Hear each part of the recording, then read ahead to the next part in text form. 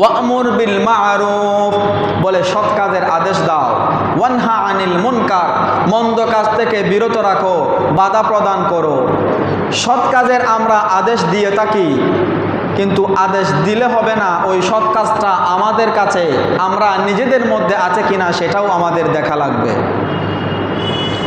আমরা আদেশ দেই, এটা অনেকটা সহজ।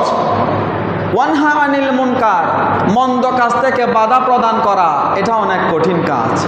এটা আমাদের সবার পক্ষে সম্ভব হয় না, আমরা দিতে জানি না বলে হয় না।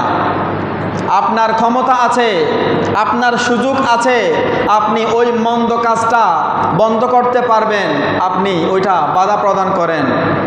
হযরতে আবু হুরায়রা রাদিয়াল্লাহু তাআলা আনহু বর্ণনা করেছেন, হুজুর করিম রউফুর রহিম সাল্লাল্লাহু আলাইহি ওয়া আলিহি ওয়াসাল্লাম ইরশাদ করেছেন যে কোন সম্প্রদায়ের মধ্যে যখন কোনো বান্দা পাপ করে, গুনাহ করে, গুনাহের কাজে লিপ্ত হয়, আর অন্য কোনো বান্দা তার কাছে সামর্থ্য আছে ওই কাজটা, ওই গুনাহের কাজটা না করার জন্য বাধা প্রদান করতে পারবে, মন্দ কাজ থেকে বিরত রাখতে পারবে, ওই ক্ষমতা অন্য আরেকটা বান্দার মধ্যে আছে, কিন্তু ওই বান্দা সহযোগিতা করে না, বাধা প্রদান করে না, মন্দ কাজে বাধা দেয় না, আমার নবীজি বলছেন মৃত্যুর আগে হলেও ওই সম্প্রদায়ের উপরে আযাব নাজিল হবে। বলুন না নাউজুবিল্লাহ।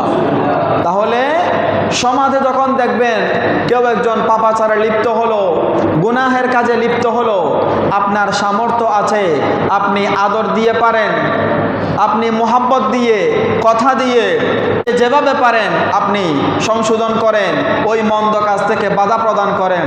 এটার কারণে আল্লাহ পাকের বড় আযাব থেকে পুরা সম্প্রদায়কে আল্লাহ পাক হেফাজত করবেন। বলুন সুবহানাল্লাহ।